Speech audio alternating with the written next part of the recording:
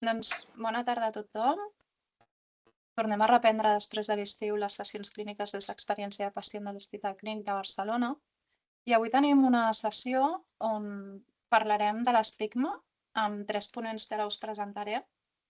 I a diferència d'algunes altres sessions, el que farem serà deixar les preguntes al final de tot i així les 3 ponents poden anar seguides. Us presento a la doctora Olga Rubio, que és responsable d'experiència de pacient i metgessa intensivista, experta en bioètica, que participa dins del nucli del projecte Nucli 2025, el grup de comunicació per millorar la comunicació entre professionals i pacients. També la doctora Irene León, que és doctora en medicina i especialista en anestesiologia, especialitzada en gestió de qualitat. Des de fa 8 anys que treballa al nostre hospital, on actualment és coordinadora de qualitat a l'àrea quirúrgica. I per últim, a la doctora Violeta Moisé, que és doctora en alimentació i nutrició per la Universitat de Barcelona, professora associada de la mateixa institució i presidenta de la Societat Científica Espanyola de Dietètica i Nutrició. En els últims anys ha impulsat recursos innovadors per combatre l'estigma associat a l'obesitat. I sense més, us deixo amb les ponents. Endavant, moltes gràcies per voler venir a la sessió. Moltes gràcies, Jessica. Sentiu bé? Sí? Sí. I les diapositives passen bé, també? Aviam. No. No, espera un segon. Ara? Ara sí. Ara sí, vale. Doncs moltes gràcies, Jessica. Us volíem presentar una miqueta el que és el marc conceptual, no? Per què ha sorgit aquesta idea de parlar de l'estigma en el context de la comunicació pacient-professional, no? Tot això, jo us he preparat una miqueta d'agenda, no? Primer farem una sèrie de definicions de què parlem quan parlem d'estigma i unes premisses prèvies que ens faran veure per què, no? A vegades s'estigmatitzem sense ser conscients d'aquest estigma, no? Parlaré molt breument dels tipus d'estigma que coneixem, n'hi ha moltíssims, però hi ha uns que són molt més freqüents, no? I que segurament en són conscients. De quines conseqüències poden sorgir de patir un estigma i què es pot fer des del punt de vista de la comunicació, no? Que és el tema que ens ocupa, no? Amb aquest tema de l'estigma i les conclusions. A veure que no em passa la diapo un segon. A veure, ara. La definició de l'estigma, si anem al diccionari, doncs et diu que és aquella empremta de ferro que es posa en una persona o una picada d'insecte o un tatuatge. És alguna cosa que marca amb una persona i la fa diferent, no? I té una connotació negativa, no? Perquè és una senyal de baixesa moral, d'algú que és com deshonrós, no? Llavors, tots coneixem la paraula estigma com un cert component, que té un cert component de discriminació negativa, no? I si anem una miqueta al marc conceptual de l'ètica, hi ha uns principis d'ètica de mínims i uns d'ètica de màxims, no? Els d'ètica de màxims són aquests que fan que la persona pugui decidir per si mateixa, no? Que serien els drets, els valors, les preferències de les persones. El principi de beneficència seria com comuniquem de forma adequada, no? Perquè aporti un benefici a la persona, però hi ha uns altres principis que són més importants, que són aquests que hauríem de complir sempre, no? Que és el de no fer mal amb les nostres actuacions i dintre de les actuacions caldria considerar la comunicació com un element per poder fer mal sense aquesta voluntat de fer mal, no? I el principi de justícia, de no discriminar, que té molt a veure amb l'estigma i amb l'equitat d'accés, no? Perquè a vegades conductes que podem fer estigmatitzadores o discriminatives acaben afectant l'accés a les persones al sistema, no? I què és el que passa? Doncs el que passa amb un estigma és que la persona se sent aïllada del reste, no? Perquè hi ha un estereotip que és el que es considera bo i l'estigma marca la persona i la deixa aïllada, no? Amb aquest context de l'estigma. Llavors, una miqueta per entendre per què passa això de l'estigma, no? Hi ha una erosió ètica que fa que normalitzem conductes que no són considerades com a bona pràctica clínica. Això no ho fem per voluntat, perquè vulguem discriminar les persones, sinó que sense voler es van adquirint formes de comunicar, accions, temes que fan que sense voler, doncs, puguin afectar les persones. Però hi ha un altre marc molt important, que és el tema dels prejudicis i les creences pròpies, no? Tot allò que hem anat visquent a la nostra vida, que portem a la nostra motxilla i que fa que nosaltres veiem la realitat des de la nostra perspectiva, que pot ser diferent que la d'una altra persona, no? L'altre tema a tenir en compte són els estereotips, no? Concebuts a les societats, no? Sembla que ara doncs, tots hem de ser alts, guapos, rossos, intel·ligents, no? Tot això fa que moduli qui no és d'aquest aspecte, doncs és estigmatitzat, no? És diferent, no? I finalment, una cosa molt important és que la discriminació tant positiva com negativa acabarà generant inequitat en molts àmbits, no? I a l'àmbit sanitari després veurem que això doncs, passa sovint, no? I una miqueta el concepte d'estigma té diverses fases, no? Passa d'una banda més cognitiva, que és aquesta que tenim interioritzada, que són els estereotips que tenim creats, que acaba fent que tinguem conductes que generen conductes emocionals i generen prejudicis, i al final s'acaba fent una conducta que acaba sent discriminatòria cap a la persona, no? O sigui, algo que comença sent un estereotip que ens l'hem cregut culturalment acaba generant prejudicis i generant al final conductes que poden ser comunicatives o no, però que acaben fent que estigmatitzem a les persones, no? I això és un problema més gran del que ens pensem, perquè quan parlem d'estigma pensem d'un estigma o parlem d'un estigma com si fos una cosa externa, no? Però hi ha la persona que se sent estigmatitzada, no? Hi ha aquest concepte d'autoestigma, de jo com em veig a mi, no? I com el resta de la societat està legitimitzant aquesta discriminació, com ho interioritzo, aprovem entre tots l'estereotip i acaba causant un dany a l'autoestima i a l'autoeficàcia i allà on s'estigui produint aquest estigma, no? I el problema és més complex del que parlem, perquè hi ha molts tipus d'estigma, no? Aquest dematí ho comentàvem amb el nostre equip, no? A vegades hi ha l'estigma per raons de gènere, però hi ha estigmes per raons de raça, els estigmes a la salut mental són molt importants, o per drogadicció, per edat, per ser dona, etc. No? I llavors tots aquests estigmes a vegades s'interrelacionen entre ells, vull dir que una persona pot tenir diversos estigmes, no? I tot això fa que acabi tenint una afectació molt important a la seva vida.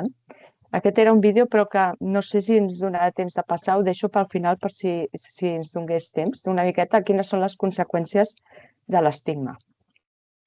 I és que les conseqüències són greus, no? Són greus en el sentit que afecten a la persona per aquest concepte d'autoestigma, que perd la confiança en si mateixa, no? Per aquesta capacitat de resistència i de demanar ajuda quan la necessita, hi ha una desqualificació, hi ha dubtes, temors, pors, aïllament, no? I el tema de l'aïllament social i l'aïllament imposat, no? Perquè aquesta legitimació de l'estigma té conseqüències greus, no? I en moments de salut, sobretot més, no? Llavors, nosaltres, des del grup de comunicació, dèiem, bueno, doncs què podem fer per l'estigma, no? I aquí us poso dos exemples que no els hem fet nosaltres ni molt menys, però bueno, hi ha llibres, no? El poder del llenguatge, no? Aquest llibre de Luis Castellanos que diu La ciència del lenguaje positivo, no? En funció com et comuniques, com dius les coses, transmets uns missatges a uns altres, no? Això és el poder de les paraules, no? Que diu aquí, comunicar sin prejuicios depende de ti, no? Al final, l'important és despertar, conèixer els teus prejudicis i intentar no aplicar-los, no? Hi ha altres actuacions, no? Per exemple, ara al Congrés de SPX doncs vam veure els companys de la Mútua de Terrassa que van parlar de paraules clau en moments claus, no? Que també treballen una mica de passar del tema de l'estigma o campanyes com l'estigma zero, Stop Estigma, no?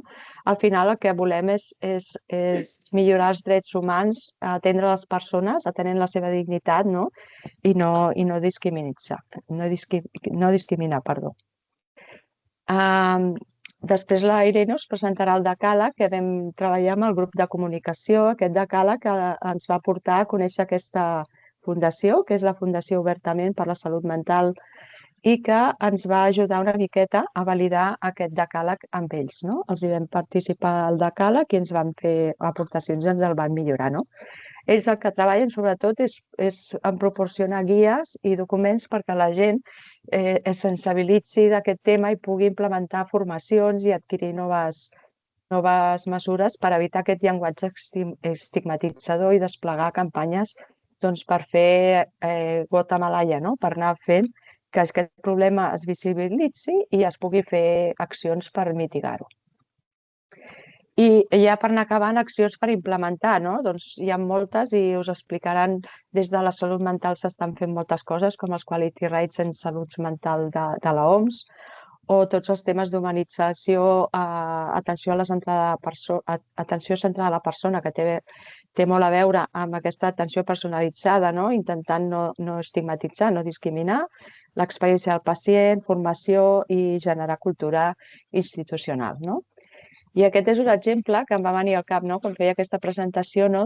Quan jo feia el rotatori en un hospital universitari, no? Hi havia un bebè que l'havien donat i li van posar el nom de sociopatia, no? El seu nom, el capçal del llit, era aquest, sociopatia, no? I a mi em va cridar moltíssim l'atenció perquè vaig pensar, pobre nen, que ja neix i li han posat aquest nom, no?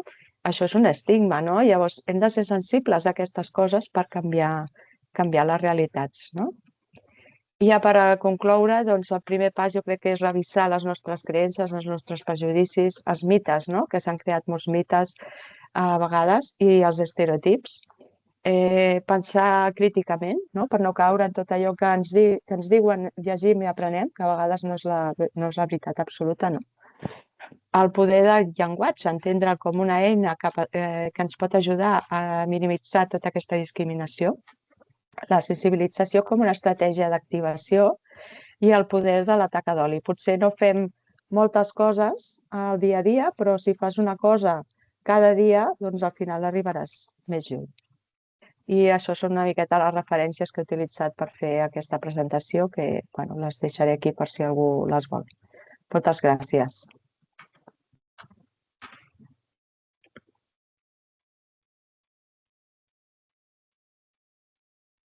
Muchas gracias. Irene. ¿Cargo la presentación? ¿Se ve? Se ve. Perfecto. Bueno, gracias por la invitación y por poder compartir el trabajo que hemos hecho en los últimos meses. Bueno, yo soy recientemente adherida al grupo de comunicación de paciente profesional y entonces ha sido una experiencia realmente reconfortante el poder trabajar con un grupo multidisciplinar, el cual lo conforman desde médicos, psiquiatras, enfermeras clínicas, nutricionistas, gente muy experta de experiencia del paciente como es la doctora Olga Rubio, profesionales también de la comunicación, para intentar aportar cada uno desde su perspectiva en la construcción de este decálogo.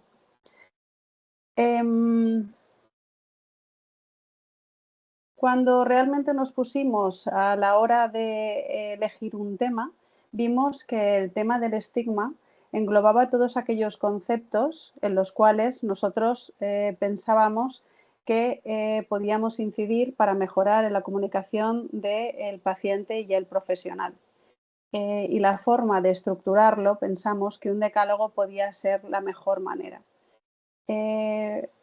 También queríamos llegar un poco más al fondo en la construcción de este decálogo, porque humanamente siempre presuponemos que nosotros, cuando usamos el lenguaje en el ámbito de la salud, no estamos estigmatizando a nadie. Y este es el principal problema, que no somos conscientes del lenguaje que estamos utilizando, y el otro problema es que realmente no sabemos cómo realmente tenemos que hacerlo.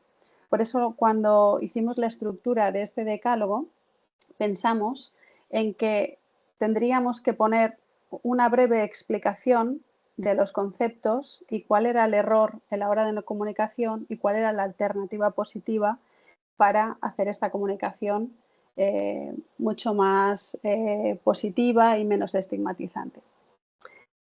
Como ha compartido la doctora Olga Rubio, aparte de este grupo multidisciplinar, se compartió con la entidad Obertamen, que es la entidad que trabaja con pacientes, en los cuales también aportaron su visión y se han incluido dentro de este decálogo algunos de los comentarios que ellos nos hicieron, y también se ha compartido con otros ámbitos del hospital, como es el grupo de diversidad, que pensábamos que era muy importante, a través de los enllaces del Núcleo 2025 del hospital, para que llegue a todo el mundo y que tengamos también una opinión, así como también se comunicará con el Comité de Ética del hospital, para que aporte y también bueno, sea una construcción lo más sólida posible este decálogo.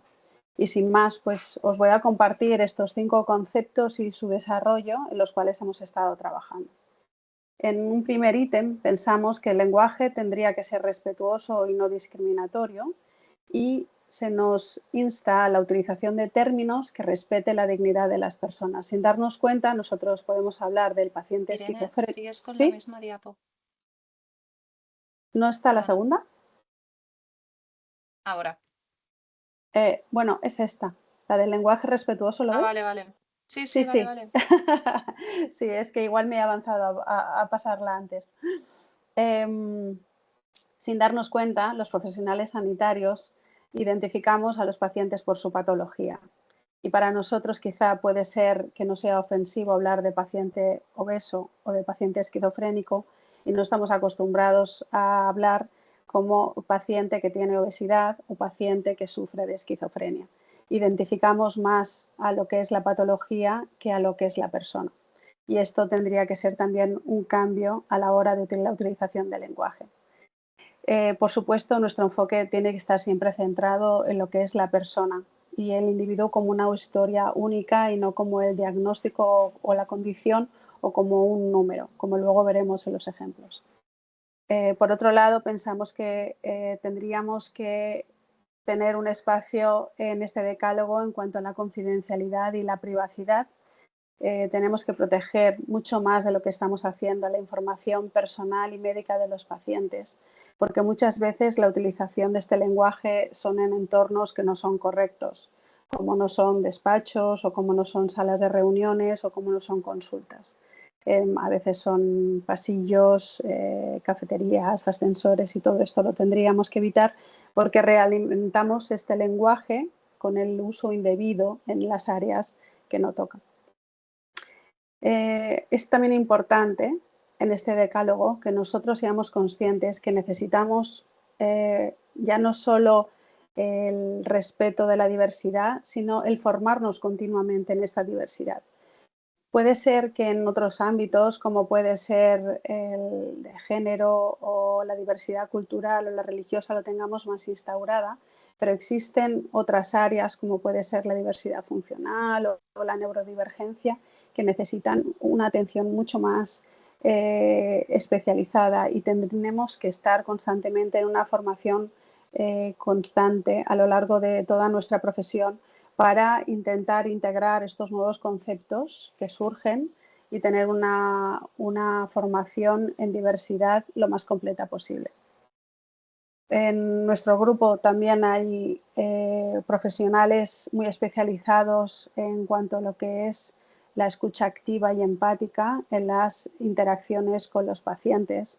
Y era importante también el resaltar que la escucha con los pacientes tiene que ser activa, que tenemos que cuidar ya no solo el lenguaje oral, sino también el lenguaje corporal, nuestro tono de voz, crear un clima empático de seguridad y de confianza para generar pues, una alianza terapéutica y que de forma colaborativa podamos atender al paciente.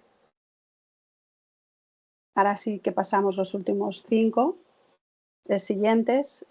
Como ha comentado la doctora Olga Rubio, tenemos que evitar suposiciones, no tenemos que asumir ningún comportamiento o capacidad, ignorancia y necesidades basándonos simplemente en lo que es la apariencia. Tenemos que preguntar más al paciente: ¿usted me está entendiendo? ¿Hasta cuánto conoce usted de su enfermedad? Lo hacemos con pacientes que son demasiado mayores, a veces lo hacemos con pacientes que son demasiado jóvenes. Tenemos que preguntar y ver la confirmación del lenguaje que realmente nos están entendiendo cuando nosotros elaboramos determinada información. Hay que adaptar el lenguaje a cada paciente y hacerlo de forma respetuosa, evitando los tecnicismos para intentar hacernos los importantes y intentar modular nuestro lenguaje cuando hay signos visibles de que realmente no nos están entendiendo. Tenemos que hablar en un entorno que sea seguro e inclusivo y hacer visible el compromiso de los profesionales en la organización para evitar realmente esta estigmatización. No solo que la forma de trabajar sea así, sino que esto sea de forma visible dentro de la institución. Y luego tenemos que hacer, que esto quizá es un poco más difícil, intervenciones cuando detectamos una actitud que sea estigmatizante con otro compañero, con otro profesional. Tenemos la opción de callar, pero también tenemos la opción de actuar. El lenguaje, esto puede ser que sea un poco más difícil a la hora de la escritura de asimilar, es que tiene que ser siempre positivo los registros clínicos. Tenemos que evitar las descripciones que perpetúen este estigma, como los pacientes conflictivos. Hay otra forma de decir las cosas, ¿no? Tenemos que intentar que nuestro lenguaje sea objetivo, sea respetuoso y que esté centrado simplemente en los hechos. Y luego, por último, comparto, se ve un poco pequeño, no sé si lo veis vosotros bien, comparto un poco los ejemplos que irán asignados a cada concepto de este decálogo, ¿no? En cuanto al lenguaje respetuoso y no discriminatorio, uno de los ejemplos que hemos puesto es, este paciente es un drogadicto. En un ambiente sanitario sería una frase súper normal, pero sin darnos cuenta estamos estigmatizando, ¿no? Entonces la forma quizá más correcta sería, esta persona presenta un consumo problemático de sustancias. No identificamos la patología, sino identificamos a un paciente que tiene una patología. El enfoque centrado en la persona es muy típico decir, el de la 12 tiene fiebre, el de la 14 tiene una analítica, pero nadie se llama 12 ni se llama 14, ¿no? Sino que se llama Juan, el paciente que está ingresado en la habitación 12 tiene fiebre. En cuanto a la confidencialidad y la privacidad, ya lo he comentado, que tienen que ser siempre en áreas que sean adecuadas para el traspaso de esta información, como son los despachos, como son las consultas, como son las áreas de sesiones. Y la formación de continua en diversidad, pues es el intentar evitar frases como no me vengas con historias que siempre se ha dicho así sin mala intención, no tengo mala intención. Lo que pasa es que tú no tengas mala intención no quiere decir que tu lenguaje sea entendido realmente de una forma estigmatizante. Con lo cual, una buena forma de evitar este tipo de expresiones es el intentar desarrollarse y construirse en los talleres, foros del hospital.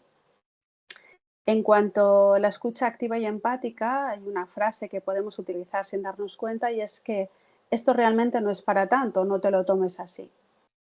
Esto realmente para el paciente no genera conexión con él. Realmente la forma correcta sería, entiendo que esto te hace sentir mal, ¿quieres contarme algo más? Cuando hemos detectado algún problema, no minimizar su situación de sufrimiento.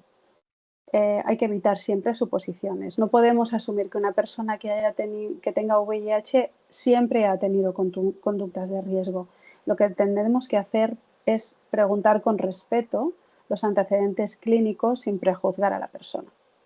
En cuanto a la adaptación del lenguaje, es un poco lo que ya había comentado previamente, es dar la información demasiado infantil o demasiado técnica según vemos la edad de la persona, ¿no? Estamos teniendo ahí un sesgo de edadismo y hay que realmente dar la información comprobando que la comprensión de la información está siendo correcta. En cuanto a los entornos seguros e inclusivos, una buena forma sería colocar los carteles que indiquen que el centro es un espacio libre de discriminación, libre de estigma.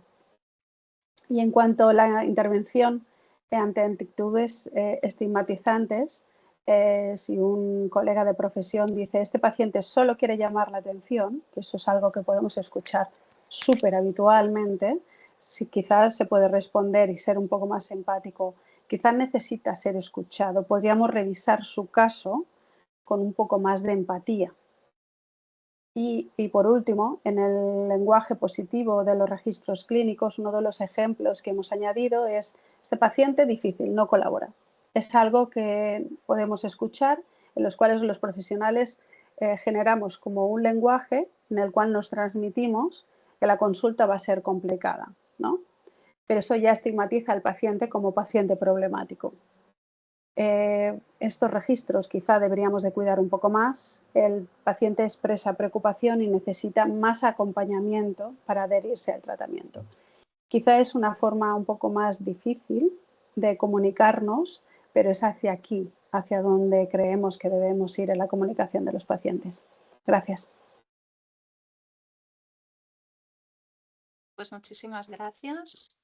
Ahora, Violeta Moisés, por favor.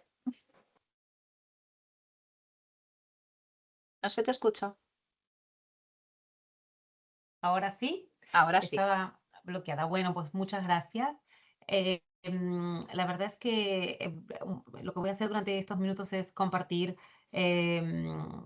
algunos de los trabajos que hemos podido recopilar junto al espacio, ¿no? Al espacio de intercambio de experiencia del paciente que hemos hecho conjuntamente desde el 2019 en orden de conocer un poco más la percepción de nuestros pacientes, de las personas que viven con obesidad y cómo han percibido esta sensación de estigma. De hecho, como decía antes Jessica, gracias Jessica por tu presentación, pues es un tema que nos ha interesado mucho, no solo desde aquí, desde el hospital, sino de diversas sociedades científicas, y fue por eso que de alguna manera lo llevamos al grupo del que formamos parte de la comunicación entre paciente y profesional. Porque, por ejemplo, en el caso de la obesidad, pues muchas de las personas que venían aquí a la unidad, pues comentaban vivir o percibir el estigma en otras unidades, ¿no? No la nuestra, que está, digamos, trabajando hace tiempo en este tema, y el hecho de que en otros hospitales se culpe de todas las dolencias sobre el peso, por ejemplo, pues hacía que la persona sienta ese estigma asociado, en este caso, al peso. O sea que parte de lo que voy a tratar es pues, transmitir estas experiencias y un poco lo que hemos podido conocer que perciben las personas sobre el estigma, como digo, en este caso de obesidad, y mucho a través de lo que ellos experimentaron, como veremos, no solo en palabras, sino también en dibujos, tanto trabajos que hemos hecho aquí, como decíamos, junto con Joan Carrasco Carreril, el equipo, y ahora que continuaremos durante todo este tiempo, sino también en otros países. Y bueno, en lo que se refiere al estigma, en este caso en obesidad, pero en general también, fijaros que el estigma se considera un determinante social de salud, porque es el impulsor de estas desigualdades sociales que hablábamos, ¿no? Y de trato, de abordaje, etcétera. Y eso es independientemente de cualquier enfermedad o afección que la persona pueda tener. Poniendo ya en dibujos lo que la persona percibe, y este es un trabajo que se hizo en la Sociedad Británica de Obesidad, donde personas que tienen altos dotes bueno, del dibujo, pero además muchos de ellos son poetas, pues hicieron compilaron una serie de dibujos y de poemas en torno a este tema del estigma. En este caso, Naomi dice que, bueno, esta soy yo sosteniendo este globo, y si los pines de afuera no lo rompen, mi propia coraza la romperá, ¿no? De alguna manera expresa o ilustra cómo el estigma internalizado acaba pues destruyendo la esperanza de poder encontrar alguna manera eficaz de tratar o manejar su enfermedad. Y es que, como decíamos, gracias a comunicarnos bien mediante estrategias como la entrevista motivacional, podemos crear ese espíritu de seguridad y confianza y generar esa experiencia compartida que va a fortalecer la relación paciente-proveedor, que a la vez, lo menciono porque paralelamente está luchando en contra del estigma, ¿no? Cuando nosotros decimos centrarlo en la persona que tiene que manejar su enfermedad, nos referimos a considerar pues que si utilizamos en ese lenguaje los deseos, los valores y, bueno, lo que la persona en definitiva quiere hacer, pues eso nos aproxima y lucha, ¿no? contra el estigma. La entrevista motivacional y otras, diseño del entorno, etcétera, destruye o disminuye los estigmas relacionados con la salud, y por eso nos interesará también considerar que para reducirlo es importante considerar el lenguaje, ¿no? Y aquí tenemos otro dibujo donde, bueno, en este caso la persona, o también Naomi, se dibujó a ella misma pues enjaulada y sin acceso a una llave que la libere, ¿no? de esa presión. Y un poco transmitía, en este caso va acompañado de un poema, donde decía que así es como se sentía en las consultas cuando recibe ese juicio externo sobre estás comiendo mucho y por eso tienes obesidad, etcétera, ¿no? Que era su experiencia personal sobre el recorrido en los programas de salud de su área. Y así es como de alguna manera necesitamos evolucionar con nuestra actitud terapéutica para derribar también el estigma, ¿no? Y así pasar de ese modelo informativo que sin duda es más estigmatizante, pues porque da consejos de experto, porque intenta persuadir, porque repite consejo y repite sin procesar y sin recibir de vuelta lo que la persona piensa, actúa con autoridad y es rápido. Todo ese modelo informativo que estamos leyendo entre líneas, pero es obviamente implícitamente estigmatizante, pues necesita cambiar a ese modelo más motivacional para estimular esa motivación interna y de alguna manera tener esa aproximación colaboradora. Pero es lenta, requiere formación, requiere entrenamiento, requiere pues un cambio en el paradigma de la obesidad. Y otras revisiones sí que han puesto de manifiesto cómo los prejuicios, el estigma y la discriminación pues tienen relación con todas estas dimensiones que vemos aquí, ¿no? Altera la confianza, también, como dijimos antes, permite esa desigualdad no solo en salud, sino también social, que va a conllevar cambio también en los resultados individuales, los resultados en salud, y afecta a los servicios de atención médica y por supuesto también nos puede hasta inhibir la adherencia o la adhesión a un estilo de vida más saludable. Son muchos las personas, los pacientes que nos han dicho que les daba tanta rabia oír, por ejemplo, lo que les decía el profesional con respecto a su manera de comer, que al salir de la consulta pues se iban a comer algo que consideraban malsano. Quiero decir que con ejemplos ilustrando de su propia boca, pues bueno, vemos cómo esta relación terapéutica desafortunada puede, con esa manera más autoritaria de promover salud, pues puede afectar la vida de las personas que padecen estas enfermedades que están tan relacionadas con el estigma.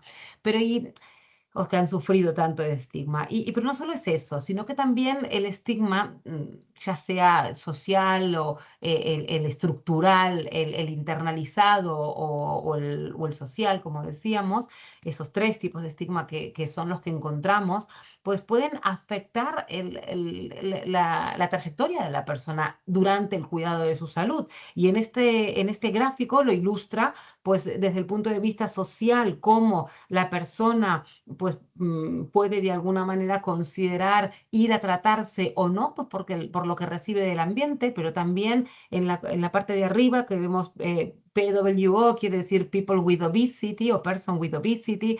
Bueno, todo lo que esté a ese nivel, por ejemplo, la percepción de que la pérdida de peso es una responsabilidad personal, también puede hacer que la persona pues no consulte, porque total, si esto es mi culpa, pues ¿para qué voy a ir al médico, no? Y desde el punto de vista del profesional de la salud, en la parte de abajo, pues he marcado de esta estructura, pues todas las todos los factores que por relación al estigma pueden también bloquear la trayectoria de la persona en el sistema de salud, en este caso que vive con obesidad.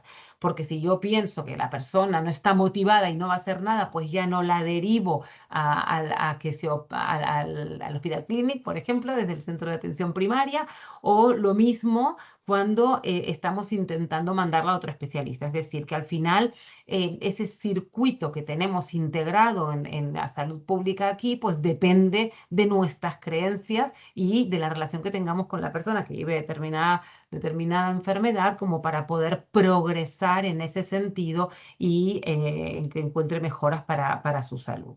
Y algunos datos que también pudimos llevar a cabo con un proyecto, una beca que nos dio la Sociedad Española de Cirugía de la Obesidad, sobre un proyecto que se llamaba Vivir con Obesidad. De hecho, pudimos analizar mediante una encuesta, en este caso, que fue la consecución de grupos focales previos y de entrevistas en profundidad, que el estigma lo sufren sobre todo mujeres de nuestro ámbito. Siempre es mayor en mujeres, esto es un hecho que ya ha estado demostrado. Y fijaros, de las personas que vienen a nuestro servicio, casi un 70% de ellas sufren estigma. Y cuando observamos qué tipo de estigma sufren, si queremos saber sobre el estigma social, el internalizado o el que viene del profesional de la salud, esto pudimos verlo y diferenciarlo entre hombres y mujeres. Y fijaros que las mujeres observan tanto como en este caso el estigma social internalizado, pues lo sufren de manera similar. Y en este caso, pues el estigma que viene de los profesionales de la salud, pues bueno, no es tan prevalente, pero sí que tanto en hombres como en mujeres, sobre todo como decíamos en mujeres, el estigma social es el que más se percibe junto al internalizado, que de hecho van juntos, ¿no? Porque es como una educación aprendida. El estigma internalizado viene de lo que me han dicho las personas en las que yo confío, y ya sea de mi entorno o profesionales de la salud, ¿no? Y bueno, desde el punto de vista del estigma en los sistemas de salud, que es muy prevalente, en este caso lo reportaron en una menor prevalencia. Un poco para seguir ilustrando con estos dibujos, porque creo que las personas, más que nadie puede decir cómo se siente con el estigma, pues bueno, y este es el libro al que os hacía referencia. En este caso tenemos este otro dibujo donde dice: este soy yo, hecho un ovillo, sintiendo vergüenza y aislamiento mientras me juzgan, ¿no? Aquí tenemos pues de una forma muy gráfica lo que las personas piensan, ¿no? Que de hecho era un poco el título de mi presentación. Y aquí en esta otra imagen podemos ver cómo esta imagen se llama consultations, ¿no? Las consultas, podríamos decir, entre profesional y persona y paciente. Y fijaros cómo la persona cuando se siente pues contrariada, irritable, cuando le dicen lo que tienes que hacer, ¿no? Le hacen sentir mal. En cambio, pues en otra imagen mucho más relajada y colorida, pues la persona se siente más acompañada, ¿no? A través de las consultas, de las visitas médicas con el profesional de la salud. Y en esta otra imagen se ilustra muy bien uno de los temas que se tratan en el libro de entrevista motivacional, en el manual por excelencia de entrevista motivacional, que es el reflejo de la trampa del experto, ¿sí? The Writing Reflex, también llamada la trampa del experto, donde se habla del deseo que tienen los profesionales de arreglar lo que no funciona en la otra persona, y por eso la tendencia a decirles lo que tienen que hacer, ¿no? Tienes que hacer esto, tienes que hacer deporte, tienes que dejar de comer grasa, etcétera, etcétera. Esto no es entrevista motivacional y por supuesto genera esa resistencia que además enfatiza el estigma, porque de hecho estás culpabilizando de la enfermedad y estaría pues ilustrado en esta imagen que la persona dibuja cuando recibe, ¿no? Todos esos mensajes tipo sentencias. Y entonces cabe destacar que, tal y como dijo Blaise Pascal, generalmente las personas se convencen más por las razones que descubren ellas mismas que no por las que les explican los demás. Y esto un poco es lo que se vio reflejado en el decálogo, ¿no? que realizamos desde este grupo, que de hecho es lo que hemos de dar pie a que la persona pues tenga ese espacio de seguridad y confianza donde pueda expresar lo que siente y donde le ayudemos a reflexionar sobre lo que quieren, ¿no? Y ahí es donde la entrevista motivacional, que se basa en estos, o tiene su fundamento en este espíritu, ¿no? Este es el espíritu de la entrevista motivacional, la colaboración, la compasión, la aceptación y la evocación, pues hacen de link para que esto pueda suceder y la persona pues no sienta ese estigma en todos los ámbitos, ¿no? Que de hecho que si fuéramos, si todos más colaborativos, si tuviéramos más compasión, si tuviéramos estrategias o elementos para producir o para evocar el deseo de la persona en cambiar y si aceptáramos más al otro, pues podríamos erradicar el estigma. Junto a otros expertos, hace poquito pudimos paralelizar el trabajo de la entrevista motivacional o el abordaje de la entrevista motivacional en el trato a la persona que vive con obesidad como un modelo que cultiva ese soporte, ese acompañamiento basado en la persona para tener como paraguas, ¿no? De esas conversaciones clínicas para erradicar el estigma. Así que esto lo pudimos poner desde el punto de vista práctico y de hecho ha tenido una gran difusión entre los profesionales y ayuda a sensibilizar también contra el estigma.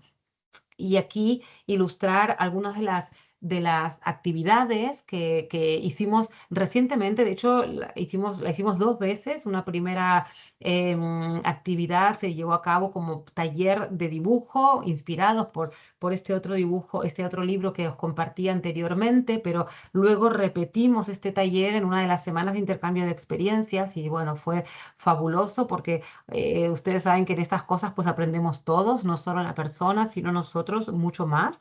Y yo con este privilegio que tengo de colaborar con el observatorio desde hace tanto tiempo, pues bueno, he aprendido mucho más a cómo centrarme en el estigma y poder erradicarlo y así ayudar a mis compañeros a que eso pase, ¿no? También, entonces en este taller un poco les pedimos a las personas que dibujen cómo creéis que os ven las personas que os rodean. Este es el punto que reflejaría más, ilustraría más el estigma y en otra medida les preguntamos que dibujen acerca de cómo sentís vosotros cuando no alcanzasteis los objetivos terapéuticos en relación a la actividad física y la dieta saludable o a las actividades de la vida cotidiana. Un poco porque sabemos por la encuesta que hicimos anteriormente que nuestros pacientes pues están cansados de sentir el come menos y muévete más, que es un mensaje simplista, binario y estigmatizante de por sí.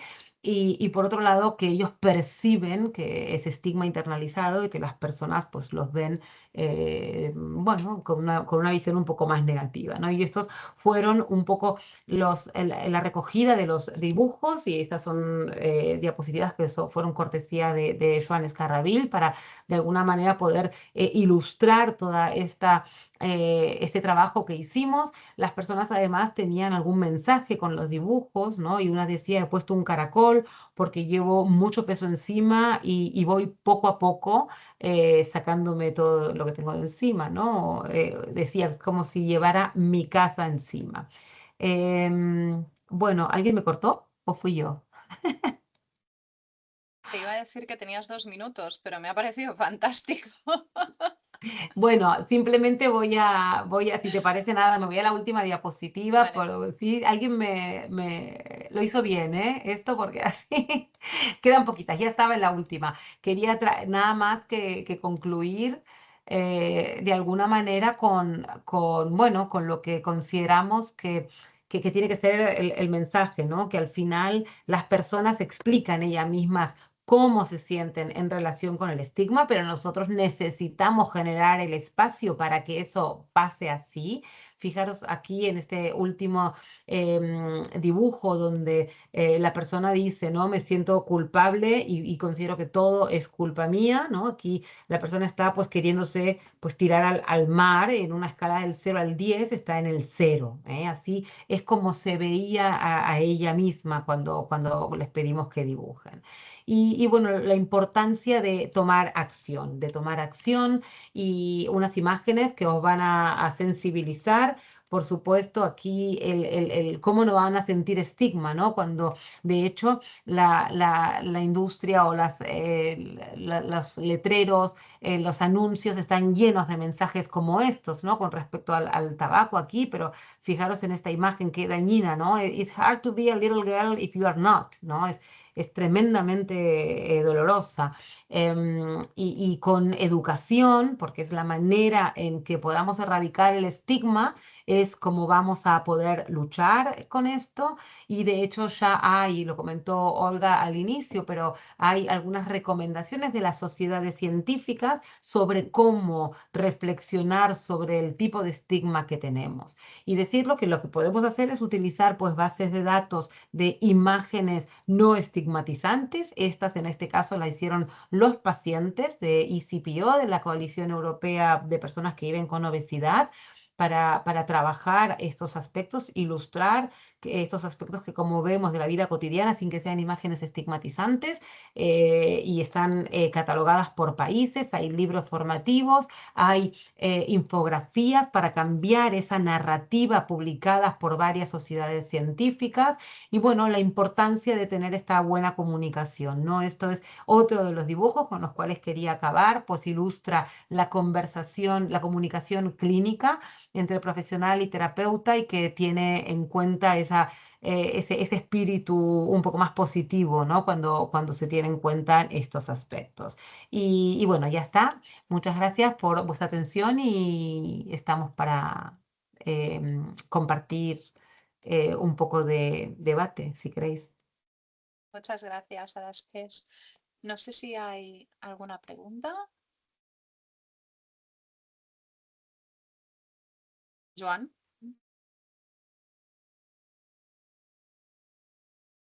Hola, gràcies per les presentacions, crec que eren molt interessants. Jo volia fer més dos comentaris. Una, el risc de no ser conscients de posicions minoritàries. Això passa amb moltes coses. I que en una institució tan gran com la nostra hi pot haver un grup de gent molt interessada i molt conscienciada, però ens podem trobar cada dia amb contradiccions, en situacions en les que tot això que diem no funciona. Jo potser suggeriria que en lloc de dir espai lliure de discriminació, volem que sigui un espai lliure de discriminació, perquè encara no ho és, no? Perquè si ho donem per fet que és un espai lliure, segurament trobarem problemes. Hi ha hagut un altre tema que per mi em sembla que és molt interessant i que segurament generarà debat i problema, que és el tema de la comunicació, d'adaptar-nos al llenguatge del pacient. I aquí hauríem de reflexionar si existeix una discriminació lingüística respecte a una part de la població. La meva impressió és que la llengua de relació no la tria el pacient, sinó que la tria el metge. I, per tant, aquí seria un altre camp a donar-hi voltes. Res més,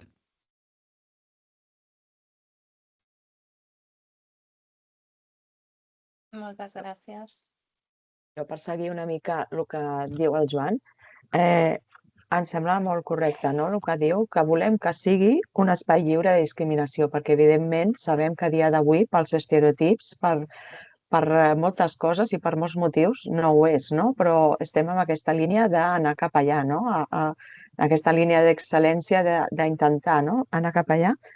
I el tema de la discriminació lingüística està clar, la tenim, hi ha un biaix, no?, de discriminació lingüística perquè el pacient, i això ho ha treballat al Col·legi de Metges, no?, el pacient no és atès amb la seva llengua materna sempre que voldria o que es podria, no? Llavors, amb això hi ha un debat perquè el pacient s'expressa molt millor amb una llengua materna que amb una altra llengua, no?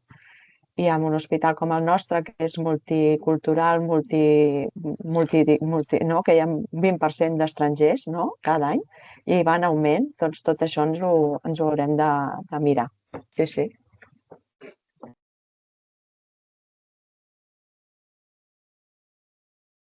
Sofía, habías levantado la mano. Sí, bueno, muchísimas gracias. Yo he aprendido mucho. La base era muy baja, o sea que me he disfrutado mucho las exposiciones y nomás quería resaltar que obviamente es muy interesante para nuestro grupo que nos dedicamos a experiencia paciente por los motivos que ya habéis presentado, ¿no? O sea que toda esta comunicación no estigmatizante, etcétera, contribuye, ¿no? a esta experiencia. Y además era la diapositiva de Violeta, ¿no? Que también impacta en otras dimensiones de la experiencia, por lo cual es, bueno, es fundamental.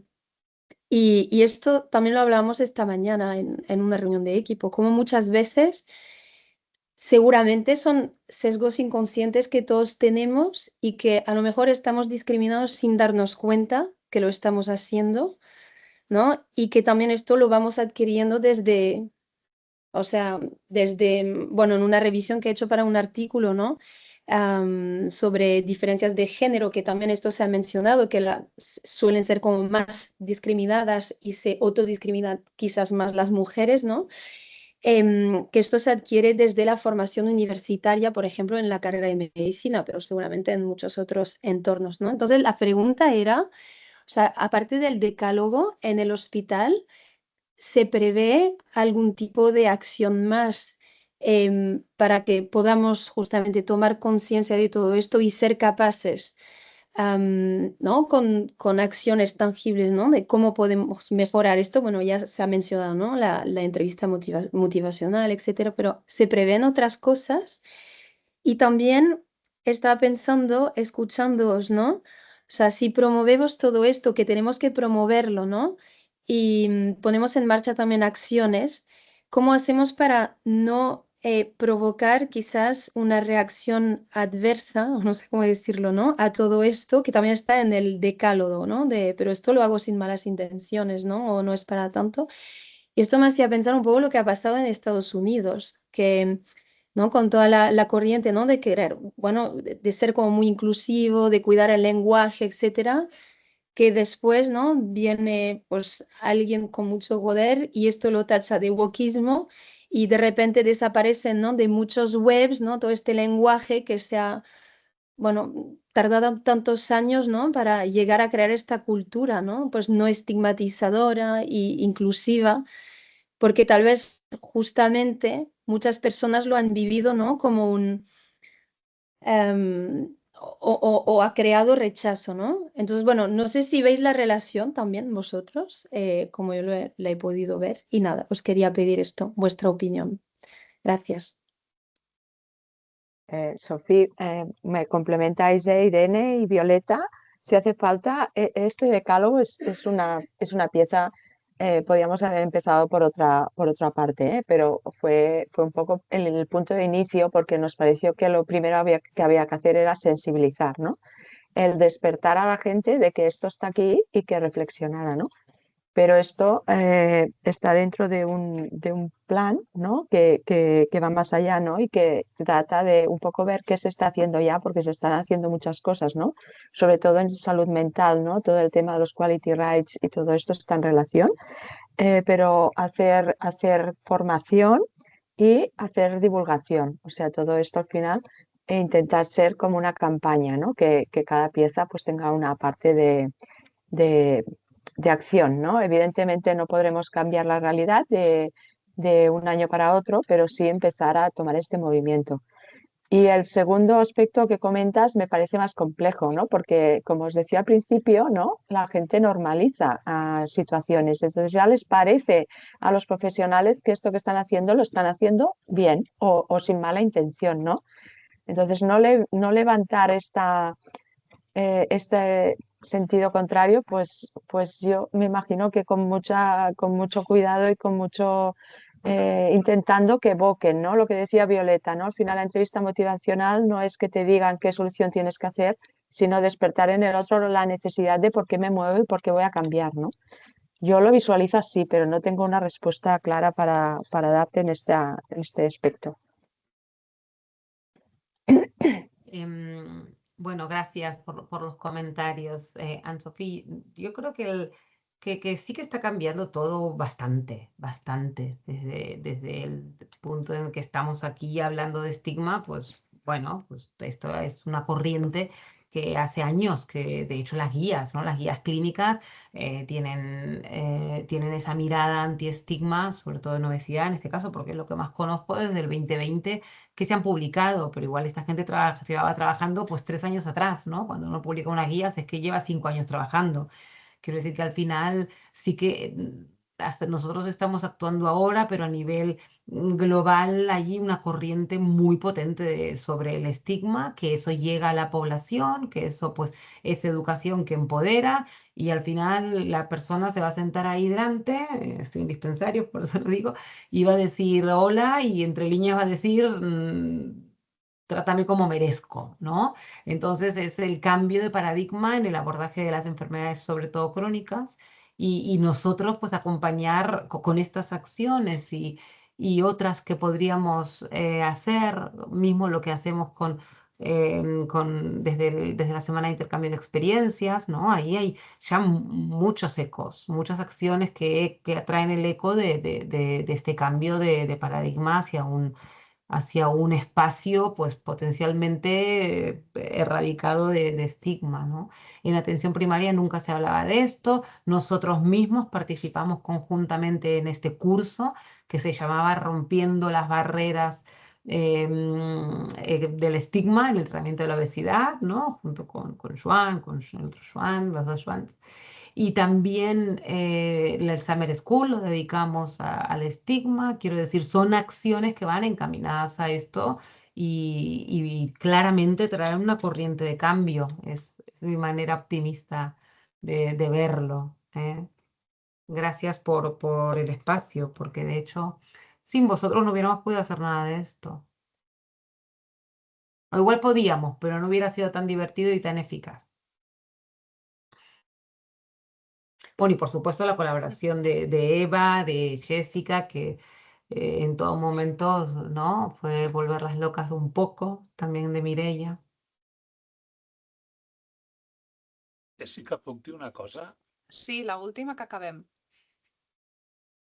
No, bueno, jo lligant a mi em sembla bé, l'optimisme em sembla bé, i jo crec que ja està bé, però jo només voldria alarmar que la impressió és que venen temps turbulents, que tot el tema de la deliberació, totes aquestes històries respecte a la gent, és molt més fàcil culpabilitzar algú que no dir què és el context. I per tant, jo crec que ens hauríem d'armar per mi, el més perillós són els indiferents. Això ja ho deia l'Antonio Gramsci, ja ho deia que odio la indiferència, i d'indiferents en trobarem molts, i em sembla que si aquesta causa és justa, que a mi m'ho sembla, el que requereix serà esforços molt importants, perquè podem picar pedra, ja ho sabeu que a mi m'agrada molt això de picar pedra i tal, però hi ha un tema bàsic que és el context. I si el context va en contra, requerirà militància i esforç. I això no ho dic per desanimar, sinó al revés, per pensar en quina direcció s'ha d'anar. El meu pronòstic és que venen temps difícils.